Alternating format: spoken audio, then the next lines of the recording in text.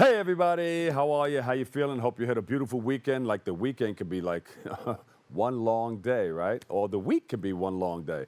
I'm the Dr. Bob Lee. Welcome to Open BXRX. Coming up on today's show, we'll speak to the executive director of an organization that is providing major opportunities for the next generation.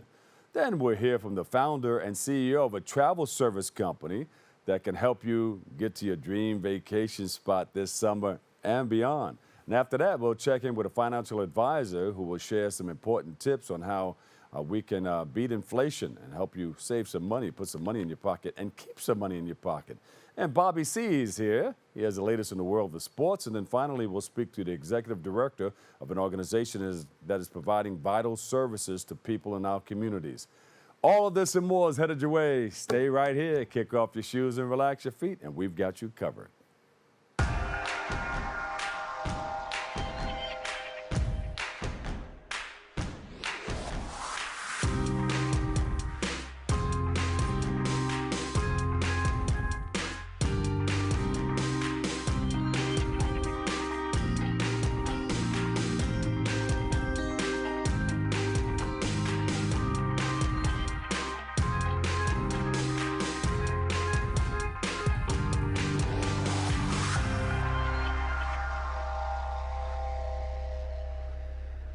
Here we go. I'm the Dr. Bob Lee, and I'm your host, and you're watching Open. It's that live interactive program that brings the Bronx and New York City straight to your TV set. You can stay connected to us through social media at BronxNet TV. Now, leading things off, our first guest is the executive director of Woodlawn Conservancy, and she joins us today to spotlight her organization's landscape program and how our youth can get involved and find out about some career opportunities. So please welcome to the show, Meg Ventrudo. Meg. No Hi, stranger to the Bob. show. How are you? Nice to see you Good, again. thanks. Good to see you too. Thanks so much for having me. You're doing some great things at the Conservancy. Tell us about it. Well, we're about to kick off our third cohort of our landscape restoration program. Uh, And this is a program for young people from the Bronx to get involved, to have a 10-week paid internship Woo! where they're All right. learning landscape restoration, Yeah. hands-on experience, getting their OSHA certifications, their site safety certifications, and Ooh. becoming work ready for jobs in landscaping in New York City. Money, money, money, money. Yeah. These are great paid jobs, right? It is. The young people start out at $15 an hour, but once they get hired by either a parks department or a landscaping firm, the Uh-huh. opportunity for advancement goes up significantly. And we just started this service this summer, this year. Actually, this is our third year of doing it. We have a summer program Yeah. where we're also working with students from Bronx International High School. And it's our hope that as some of those students graduate, they move into a program like our landscaping program. Yeah. And they move on, they graduate, they make money, but do they come back and give back to you, your organization or the Conservancy? Well, they all want to come back and see what they planted the year before and see how much it's grown. So Yes.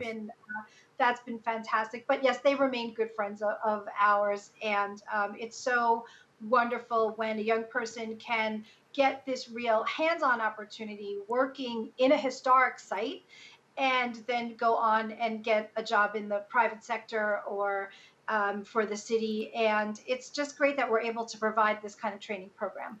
Yeah, and it's always good when they come back and roll up their sleeves and give back. Come back and give back. We're working with Davy Tree Company, Yeah. and Davy Tree is our partner in this. Hmm.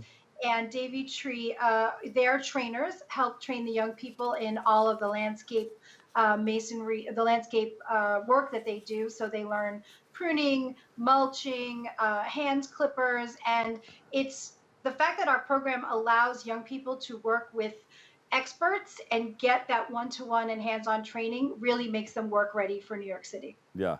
Now, Woodlawn, give us a little history of the of Woodlawn Conservancy. Well, Woodlawn is a 400-acre National Historic cemetery, National Historic Landmark. It is a beautiful cemetery Hmm. that has many famous folks buried here. Duke Ellington, Miles Davis, Nellie Bly, Dorothy Parker, Mm. and it's also a fantastic collection of funerary art. We have the largest collection of funerary art in the United States. Mausoleums made by notable architects, McKim, Mead, and White. And we're also a level 2 arboretum. We have close to 6,000 trees, 500 different species of trees. And so we're providing green space for people in the Bronx as well. Yeah, explain that. The funerary art. That means you can walk throughout the cemetery and see monuments that are artistically put together, or Absolutely. We have monuments that were designed by Daniel Chester French, Mm. sculptures on monuments done by the Piccirilli brothers. You might know the Piccirilli brothers' work, the two lions outside of the library on 42nd Street. So Yeah. art by them are on monuments in the cemetery. Sally James Farnham, beautiful bronze doors. So it's everything. It's stone, it's bronze, it's stained glass, and it's landscape. So it's the whole package. And some of the students coming in to work with you get a chance to experience that also. Is that right? They do, and they get to work on historic landscape. Our masonry students get to preserve the historic buildings and clean the stone of the monuments. So they are hands-on and very involved in helping to beautify this National Historic Landmark. Yeah. Meg, tell us about some of the requirements that it takes for some of the applicants to get involved. Sure thing. We're What do they testing need? right now. You can find everything on our website, which is Uh-huh. www.woodlawn.org. Young people do have to have either a high school diploma or a GED, and they will Mm. be asked to take a written test and a physical test. We have to make sure they feel comfortable using the tools that we have. But a lot of training is provided on site. So as long as they have that high school diploma or GED and can work in New York City, we are happy to have them. The Door is our social services partner. Yeah. They assist with the program and do some great teachings like financial literacy and how to write a resume. So it really is a very comprehensive workforce development program. I like that. All right. Teach you how to save your money, how to Yes, bank. Yeah. So yes. they're taking exams and everything. How about a vaccination or anything? Any screenings, Yes, we do vaccinations? require that the young people have a COVID vaccine. Yeah. So high school diploma, COVID vaccine, and come in and take the written test and the physical test, and then Yeah. you're ready to go. 18 to 24 is the age that we specifically work with, and it's college is not for everyone, and the trades are an opportunity for young people to earn real serious money and make a good living where they can stay in New York. And so we want to give them experience. As I said earlier, they get OSHA certification. So really, they are work ready for New York. All right. That's a great start for a lot of people looking to get involved and get their feet wet in the workforce. Where can people go? I know you mentioned it before. Where can they go for more information Uh, they on the could go to application our website, requirements and which everything? is woodlawn.org, and it's under Bridge to Craft Careers program. They Yeah. can sign up. There's a sign up button on our website, or they could go to the Door website, which is door.org. But come through the Woodlawn website, and we'll connect you with the right people. Before you go, tell us a little bit about the door. The Door is our social services partner, and they help the young people with the job skills, the life skills, how to get your Metro card, how to write a resume, how to go on an interview, all of those things that help make young people work ready as well. Yeah. The door. When one door closes, another one opens. Thank you so much. Thank you so much. Thank you for Thank joining us you. and thank you for all that great information. Thanks for having me. Good to see Meg, you again. you always have a seat at the table. So always come back, okay? Nice to see you. Good to That's see you. Meg Ventrudo, Executive Director of the Woodlawn Conservancy. Thank you, thank you, thank you. We can't thank you enough. You see, we have an attitude of gratitude. We'll take a break right here. We got more open coming up next.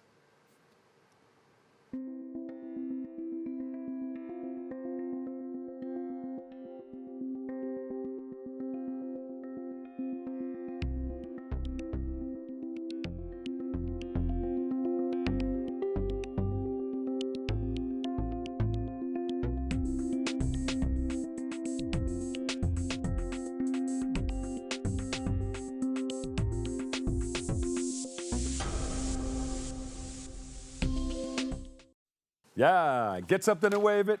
Get something and wave it. Welcome back, everybody, of the Dr. Bob Lee from 107.5 WBLS. You are watching Open. Thanks for joining us. Our next guest is the founder and CEO of LeGrand Voyages, and she's here to speak about how her company can help you get to your desired Caribbean island vacation destination. So please welcome to the show, Cristal LeGrand. Get something to wave it. Get something to wave it. You're definitely in an island vibe. Yeah. Soca is our, signature. Absolutely. I know. I wish I was able to take out a hanky or a rag. Get something to wave it. When I think about the islands, it just brings me up, and I'm reminded of the music and the good foods and the hot sun and the water and the beaches and all that stuff. It's beautiful. Tell us about what you're doing.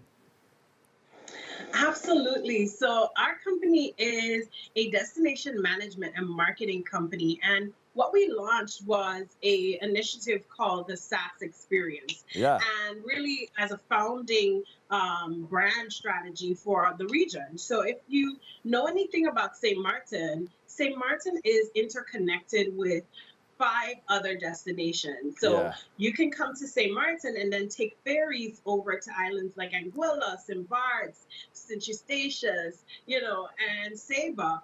And so we have this unique cross section of multiple Caribbean cultures, from the Dutch side of the island to the French side of the island. And then with Anguilla mixed in between, you have that British element. So we're like this unique multicultural, multi-destination, multilingual community, Yes. because of all these beautiful influences. And that's really the founding promotional aspect of our company. We really push and market experiences to this destination. I love it. I love it. I love it. I can't wait to go. Get on one of those trips and experience all of those islands and experience the multicultural feeling of just going from, even right there on St. Martin, you go from the French side to the Dutch side, or you can sit there and watch the people get blown back into the water from the jet engines, the planes getting ready to take off. It's beautiful. Absolutely. Absolutely. And it's for the thrill seekers. So Yeah. if you are a thrill seeker and you want to get blown away, or you're interested in being entertained, Yeah. entertained by watching persons. I mean, the landing is such a unique landing in the Caribbean region. Yeah. The airplanes literally land right over your heads. So it's very nice for plane watchers to come and see how these planes land. Yeah. It's right off the beach and right in front of you, almost at arm's length, a plane takes off and lands. So it's such a beautiful shot to get. But just, exercise caution and follow the protocols. Yeah. That will be my advice. But when you get ready to go, I like your mantra, just pack and we'll take care of the rest. That's right. Absolutely. As a company, we really focus on collaborating with international hosts who want to host retreats, or they want to host, events and things of that nature. And we've collaborated now with several companies this year. As you mentioned, we have the Self-Care is the New Sexy, really coming off the pandemic and everything else. Mental health was such a big dynamic that we faced as a population across the globe. And Self-Care is the New Sexy is dedicated to women, professional women who want to take some time to take care of themselves. Yeah. So we're starting off actually after the pandemic. This will be our first retreat that we're hosting post-pandemic. Yeah. Is that the teachers retreat? That isn't actually. So this one is our retreat for women, professional women. Got it. Okay. And then we have, of course, like other events like the Girlfriend Getaway and things like that will be all in St. Martin. But then in 2023, in March, we're doing something very unique, and we're really proud of this initiative called the Teachers Appreciation Retreat. And it's in collaboration with a organization in the US called Sister Wells. And what they have been able to put together program-wise for teachers is just nothing short of amazing. And we're really proud to be collaborative partners with them to make sure that not only the programming for the teachers are impactful, but also then the experience on the destination. I mean, the Yeah. Caribbean is just built for restoration and retreats and everything else. We're really, really proud of Wait a this minute. initiative. Wait a minute. Don't you need a chaperone? Absolutely. Why not? We need some bodyguards and some, Okay. strong local men. Be a bodyguard for who am I bodyguarding? Stella or? Yeah, right. That could No. definitely be an addition. But when we thought about the retreats, even thinking about it from the context of a bodyguard, teachers are the frontliners and bodyguards, Yes. really, Yes. oftentimes for our youth. They have stand in the gap for young people for such a long time. And, Yes. when we think about it in the context of, the pandemic and everything else that we face, we're facing, health crises and we're facing mental health crises at an exponential level. But now also then teachers having to deal with that personally and then having to stand in the Yeah. gap for the youth that are going through it and such a just such a dynamic. And we really really want to not only appreciate teachers and congratulate them for their amazing work that they've done for all these years, but also give them a Yeah. time to breathe and restore Oh, we have and to. kind of calibrate Yeah, we after have to all of give it to our teachers, frontline workers. Risking their lives, sometimes giving up their lives to help others go on living their lives. They're so very, very special. And we do a lot of things with the United Federation of Teachers, and we work with a lot of the teachers throughout the tri-state area. So we continue to praise our teachers for helping others get what they need out of life, and that's important. right. So we would like to find out more about what you're doing with your organization and how you're helping others with that. Just pack your bags and you'll do the rest. I Yes. like that. So what's going to happen between now and March 2023 is that we're going to be selecting teachers that are nominated by their individual communities. So we've already opened up the website. So it's teachersretreats.org. Yeah. And on it, you will be able to see a banner saying nominate a teacher. And what we want is that the community identify teachers who have impacted their own youth, Yeah. identify teachers who are contributing to the community. Tell us about their story. Tell us who they are, what they've done, and how they've impacted you or your community or your child. And we will select that teacher. We will list them on the platform and open up a portal then for the community members to contribute to that teacher coming into this experience. So it's really a community driven initiative. We're definitely, bringing on board corporate sponsors and everything else, That's but we good. wanted to make it a collective thank you then, a collective way for us all to say thank you for your service. Thank you for serving the community. Thank you for being there for our youth. And we are returning with that thanks in the form of a travel incentive. Thank you. Yeah. Thank you so much. And give me a website before you go. They're going to give me a hard wrap right here. Yes. So our website is teachersretreats.org. And there you can go to nominate. You'll find out about the itinerary. You'll find out about, the activities of the retreat. And you can also donate. So there will be a donate button. Any contribution whatsoever is beneficial. We're really looking forward to having more conversations around how do we reward teachers for their work. Thank And you. that will be what we're doing. Yes. Thank you so much. Thank you. Thank you. Thank you. We're going to pack our bags. I'm just going to pack. You do the rest? That's right. All Just right. pack your bags, get in touch with us, and we will take care of the rest. There you go. Get something to wave it. Get something to wave it. Cristal LeGrand. She's the founder and CEO of LeGrand Voyages. Thank you so much. All right, we'll take a quick break right here, but we'll come back and get something to wave it. Get something to wave it. Coming up next on Open.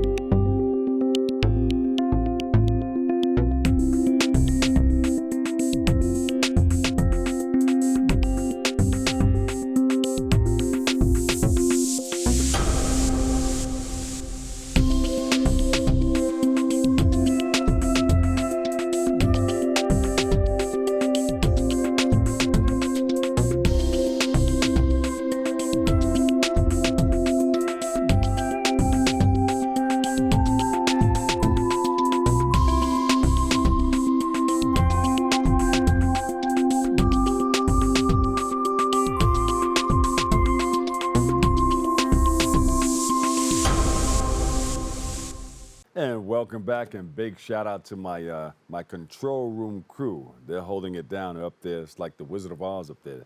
Buttons all over the place, and they got it going on.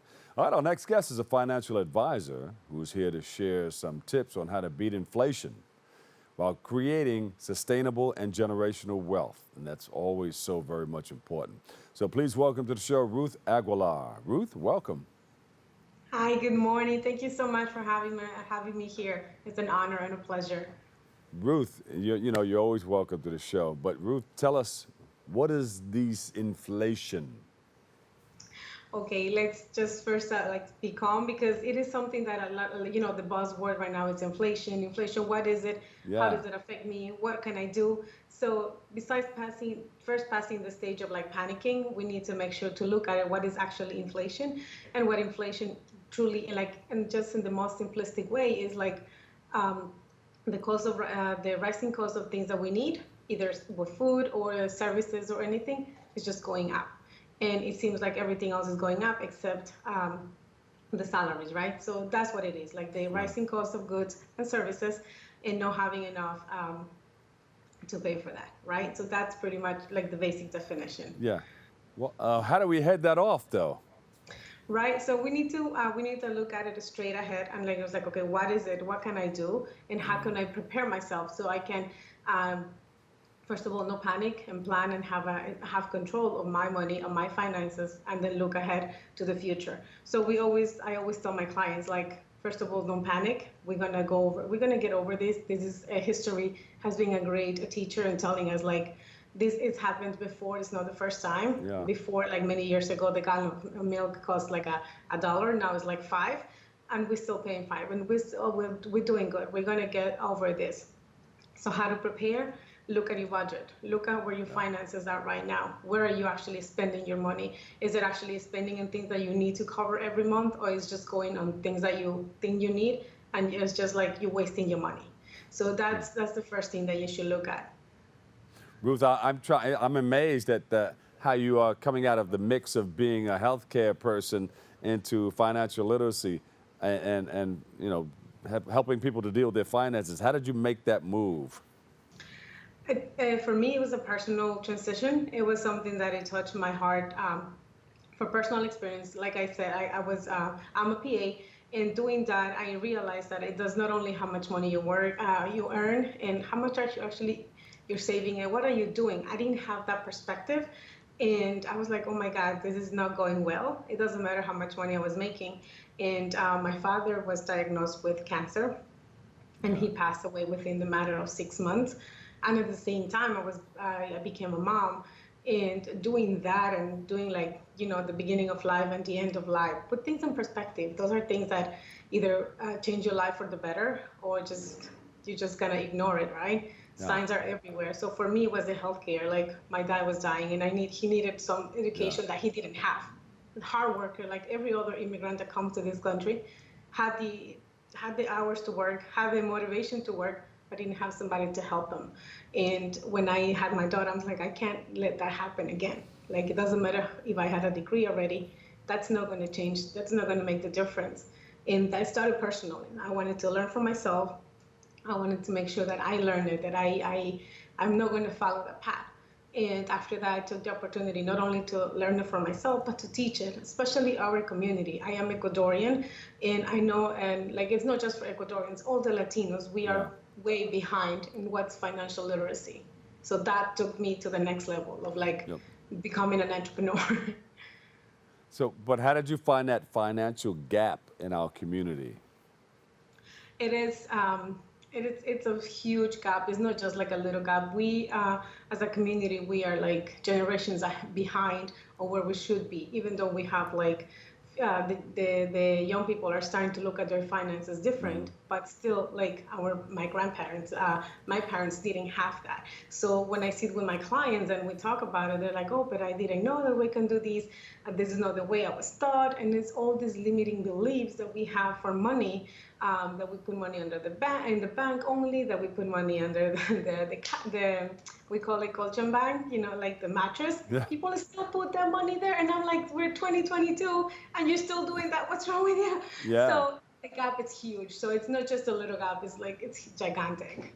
I know, and sometimes it's cultural too, because my mother used to say, but you talk about putting your money under the mattress and all that stuff. My mother used to save her money, and I remember we went to buy a house, and I was participating in that transaction, and the guy said, "Okay, all right, now for the cash," after we finished all the paperwork. So I took the duffel bag and I said, "Okay," and I dumped it on. He said, "Oh, I can't take that," because we were buying a house with cash, well, the down payment at least. But he got frightened and we had to do something else with that. But some people want to save their money that way. What are some of the questions that you get? I know you get a lot of them pertaining to financial literacy and how to conduct themselves financially. The questions are like multiple questions, and I get questions every day. I'm like, what do I do? First of all, when you hear those buzzwords in the news, you start to get worried. I'm like, what am I going and what am I doing? And they give me a call. I'm like, okay, let's review. You're okay. Let's do this. The main thing is like to be aware and where you're going, having a plan in place. And they're like, okay, what should I do now? Should I just invest or just remove my money from the market? I'm like, let's just when you do decisions like that, very emotional and not even thinking it through, you are going to regret those decisions and those actions that sometimes like they're not even like coming place and they don't make sense at this right time. So I always say, let's look at where you are, let's review what you have, and if you do have extra, let's see what we can do with that. Yeah. Because we can only just save. A lot of people want to travel, a lot of people want to buy another investment property. So I say, let's just not panic and let's see where you are and let's see where you want to go. Where you have is still aligned with what you need, and then we continue from there. And then, there are a lot of people just starting out, and just starting to realize, hey, I need to do something about saving some money. Maybe they're coming out of school, out of college, and they say, I'm going to get an apartment, or I'm going to try to get a condo or a house, and they're just starting out. They want to know how to do this. What would you advise? What I would advise is like start like from like looking at we do what's called a financial needs analysis, and what really that really does is like see where your situation, where your see where your cash flow is at, see where if you have debt, and do a complete analysis. And we put everything on the paper, and we aligned that with your goals, and also tell them like, what do you want to do? Like you say, they want to buy a condo, they want to go whatever, and then we say we match what you have and see what we can do with what you have right now. To continue, we might not get it like in like a year or two. It's going to be like short-term goals, mid-term goals, and long-term goals, right? So we align these analysis and with your goals, and we make we custom-made a plan. We don't have what I see with my clients. I see with young people that they're looking forward to buy the condos, right? And I see with people that are like near retirement, and they're like, what do I do? Like, I'm not going to have enough. So I say, okay, let's see where we are right now, and then we can take it from the next step. Where do we go from here? Do you have a website where we can go to find out more information before we invite you back? Oh, thank you so much. It's a really pleasure to be here and be able to communicate this to our community. Everybody needs financial education. Yeah. Now, the realization might not come like after this interview or like whatever, but we need it, and we need to make that. My organization is the World Changers, and we believe truly that we can commit to do this. Like, we can educate ourselves, our families, our communities, and then we can reach everybody. The potential is it's there, so we just have to do it, and that's how me and my team does it. because we believe in this. And what's your website? My website is under, right now we had a little kink, so I don't have my website right now, but I can give you my my information, my social information, and then we can do that. I'll send you my email, my website when it's already up functioning 100% again. So you can find me on LinkedIn, which is Ruth Aguilar. And Facebook, I'm also under Ruth Aguilar, and Instagram is Miss Ruth Aguilar. And you can always send me questions or DMs, whatever. My phone number is 347-217-5680. I am very one-on-one with my clients. I don't. I like to be in touch with them, especially now because the times are uncertain, right? So we want to be there available for them. Yeah. So don't feel free to call me, and if I don't pick up, just leave a message, and I will get back to you. Well, listen, thank you so much, and thank you for sharing that great information. You know, Ruth Aguilar, financial advisor, we appreciate you, we love you, and thank you again. Thank you, bless you. Thank you so much for having me again. I really appreciate it. You got it. All right, Bobby C., he's up next. He has the latest on the world of sports. Stay tuned, you don't want to miss it.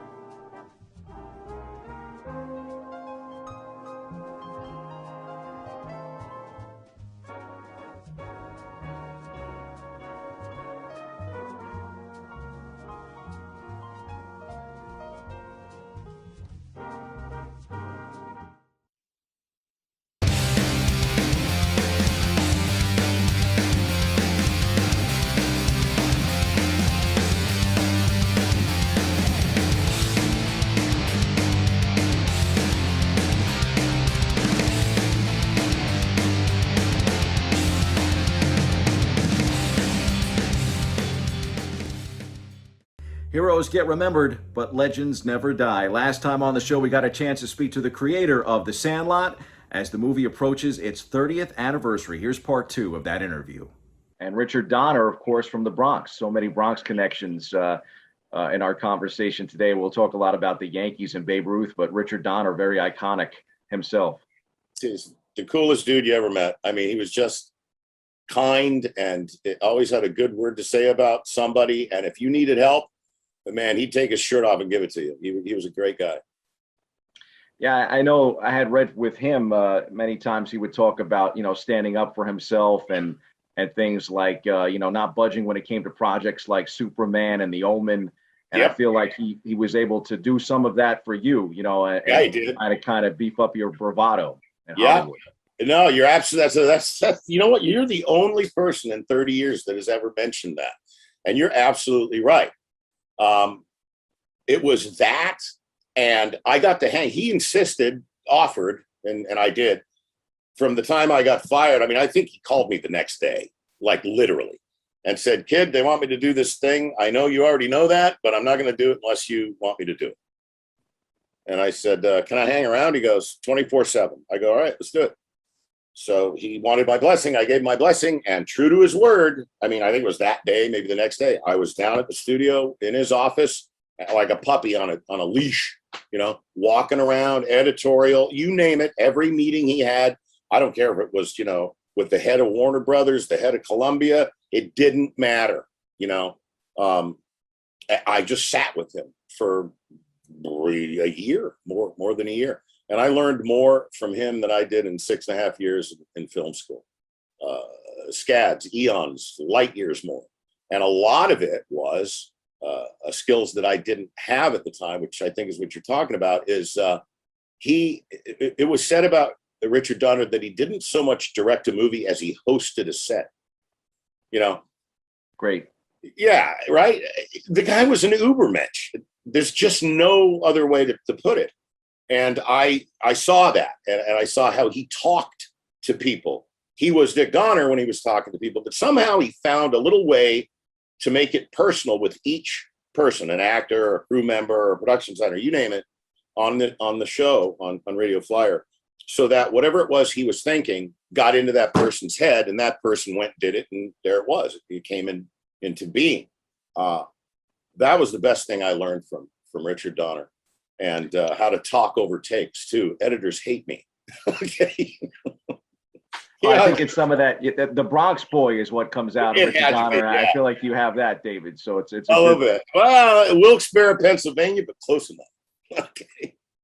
And I think that's a good segue there, obviously, David, because I feel like so much of your life is poured into both of these projects, as most of the time is the case with writers when they tackle things that mean so much to them. And we mentioned your mom's presence in your life, but I think about your story and growing up, obviously, initially in Pennsylvania and then moving to Southern California. You spoke about your mom being a waitress and just trying to keep food on the table, and basically at that time chasing your biological father in the late 60s all the way out in Cali, and also growing up with a stepdad that was abusive. Mm-hmm. You were able to basically turn some of these characters that you had mentioned before as well, that were some of these bullies that were in your life, basically able to turn these characters into heroes that people would beloved now in this story. Yeah, well, that's exactly what happened. I mean, once, I was in that traffic, getting that idea, remembering that whole period. Yeah, the nut to crack on that story is, who wants to see a movie about a bunch of bullies beating up a kid? Nobody. I don't want to see that movie. I want to see that story, I'd seen the 400 blows and I loved it, but I don't want to see it again. I mean, unless I'm taking notes. So that was a pretty quick switch that got flipped. Okay, well, can't do it that way. I'll turn them all into heroes, and then everything else fell. It was just one of those, I don't want to call it rare, but rare enough instances in a writer's life when you go, man, I don't know how the hell, oh my God, there it is. The whole thing's right there. Me and my brother, like, Bud and Sandy from Flipper, or, that was our childhood, man, was, reruns of Flipper, Gentle Ben, you name it. Those adventure shows really, really stuck with us because we lived in an asphalt city. There wasn't a lot of nature. You had to go and far. He helped your career so much too, right, David? Because you lived with him and wrote for a few years in the early 80s, and that's how you came up with Radio Flyer. That's exactly right. Yeah, I stayed around college for a long time because I had nowhere to go. Kept racking up those student loans. And, after I got 2 MAs, 2 BAs, I go, well, I'd go for the PhD. And I was bored. I was completely, utterly bored. I wanted nothing more to do with any of that. And I had a car, I had a computer, believe it or not, because I was actually an employed screenwriter when I was in college, working, not B movies, C movies, like D, E, during the VHS revolution and stuff. So, but I had nowhere to go. So I called him up and said, hey man, can I hang out at your place for 3 months, meaning that summer? And 3 years later, I left. Awesome. So, great story. Yeah, he's given me the shirt off his back. I've given me, look, he's my brother, my only brother, and I love him to death. And yes, he's in all that. I mean, Scotty Smalls is me and him. The only difference is, much like Tom Gyrie, the character, the actor that plays that, we were athletes. We could play ball. We could do all that stuff. But that was a quick necessary turn in that character. But it's all in there. I mean, listen, that thing you mentioned up front about the way my childhood should have been. Yeah, it's the way I wanted it. That's the way Sandlot's what I wanted. It didn't happen, but I got that notion from when Disneyland opened in 55. It might have been 56 or 57. It was world famous instantaneously. Everybody in the world, every king, president, you name it, head of state wanted to come and get a private tour of Disney. So I can't remember who it was, but Walt would give them the tour, walk them through Disneyland. And as he was walking down Main Street one time, somebody was looking at all those terrific shops, and he goes, man, Mr. Disney, you really did this. This is exactly the way it was. And he goes, no, it's not. It's the way it should have been. The way it should have been. Yeah, great quote, too. I never forgot that, man. No, it's wonderful stuff. David, I think about the film and how special it is. And obviously, I mentioned at the top of the interview, your narration is such a big part of the film as well. I'm sure a lot of people do not know that you are the narrator, since it's an uncredited role. But tell a little bit about that story, because that's a wonderful story, too, how that came about. Yeah, it's so the actor that plays the adult Scotty Smalls is Arliss Howard. And Arliss he's a gentleman. He is an enormously likable guy, a tremendous actor, and a gentleman. He's just a very, very super well-mannered man. And after everything's done, I mean, we only shot for one day at Dodger Stadium, all the stuff with him in the announcer's booth. So, however many months later, we need to lay down the narration, and he comes into the recording studio and goes into the sound booth, and it's just me and my editor and a guy riding the board. And Arliss starts reading the narration, and it sounds something like, there was only one night game again, because Arliss is from the South, and I don't know what state, but it's pronounced. Okay, so you try and go, hey, I don't think Scotty's actually from Alabama. He's probably from New Jersey, because Scotty Smalls there. I mean, Tom Gyrie was, and he had to pronounce it. And we tried it a bunch of different ways, and less than an hour in, Arliss turns around and he looks through the recording window, and he goes, Dave, I kind of brought a clarinet to this party. If you need a trumpet, you need to get somebody else. And I go, all right, you're free to go. That was it. I mean, it wasn't going to happen. So Arliss, it was hugs all around. It's all good. And sit down, and Mike Stevenson, my editor, and I are looking at each other. Well, now what do we do, dude? And he's looking at me going, I don't know, dude. What are we going to do? I don't know. And he just goes, you go do it. I said, I don't get it. He goes, you wrote it. You know how it's supposed to be spoken. You got a good voice. Go do it. And we did. We ran the picture, and I think we ran it 1/3 again. And all of that is like pretty close to a first take, all that narration. Some of it had to be sort of written on the fly to fill in gaps where the story had changed a little bit.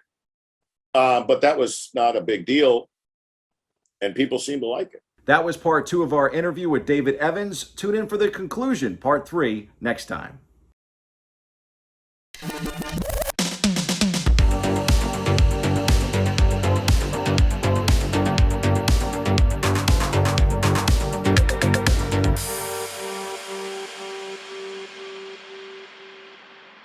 TV news, radio reports, and newspaper headlines in the 1970s and 80s misrepresented communities in the borough of the Bronx. Then, something transformative happened. By, for, and about the Bronx, BronxNet was born. We are BronxNet! BronxNet provides media education, opening the doors to competitive careers in the media industry for thousands of students in middle school, high school, and college. BronxNet. We built a media network for you. BronxNet TV. Come learn in your new state-of-the-art studios at Lehman College. At Mercy College. And coming soon to the South Bronx in the Hub. Inspire with your stories, culture, history. Your Bronx on BronxNet. Engage with us. Connect with us at your channels and at BronxNet.tv. Learn, engage, inspire. BronxNet TV. From the Bronx to the world. BronxNet. And welcome back. Nice to have you here.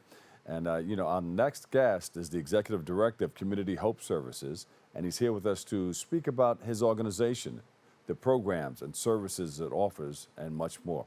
So please welcome to the show, Walter Ritz. Walt Ritz, how are you?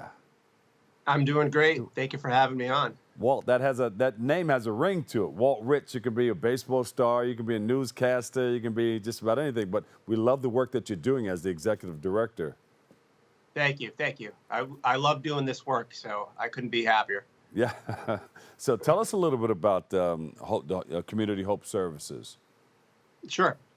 So for those that might not be familiar with Hope Community Services, some people know us as the emergency food organization here in New Rochelle and of southern Westchester County. We've done a lot in the last few years with giving out food through our pantry and our soup kitchen. And it's really since COVID that we've started to add more and more community programming. For example, this past summer, we've added an after-school program, a camp, and a STEAM program. Yeah, and it's one of the largest, isn't it? It is indeed, yes. It's one of the largest food pantries in Westchester. Yeah, and of course, this happened after COVID or during COVID. Yeah, to give some perspective, during COVID, New Rochelle, of course, was one of the first areas that was impacted by the virus, and of course, the first and only containment zone in the country. Yeah. What happened here was we decided to stay open. So we stayed open while other organizations around us were closing, which meant we had all the surrounding communities come to us. So for some perspective, in 2020, we gave out more meals that year than we had in the 10 previous years combined.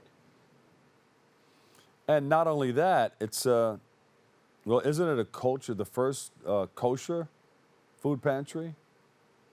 Yes, part of the expansion from the organization that resulted from COVID was we really saw what the needs were in the community, and as we were giving out so much food during the pandemic, we understood that there was a community that was really not able to access the food that they really wanted to have, which was kosher food. So in 2021, we implemented the first kosher pantry in Westchester. Yeah. What are some of the other services and programs that Hope offers?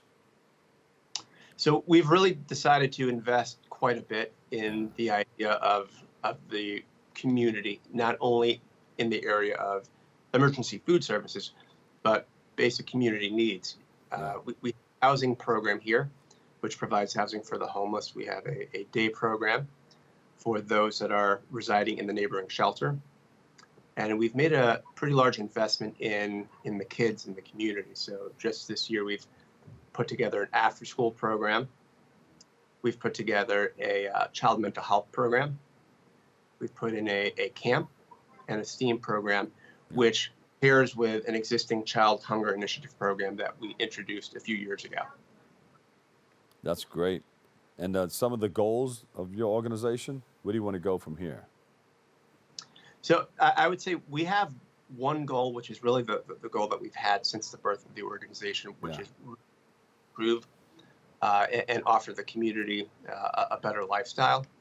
And really what we mean by that is offering the community an opportunity to not have to worry about the basic needs that others may not have to worry about. So if you're worried about where you're going to get your meals from, if you're worried about how you're going to feed your kids, if you're worrying about housing, those are the needs that we can help with. And the idea is that these will help springboard individuals to be able to do more and better once they have those basic needs met. Yeah.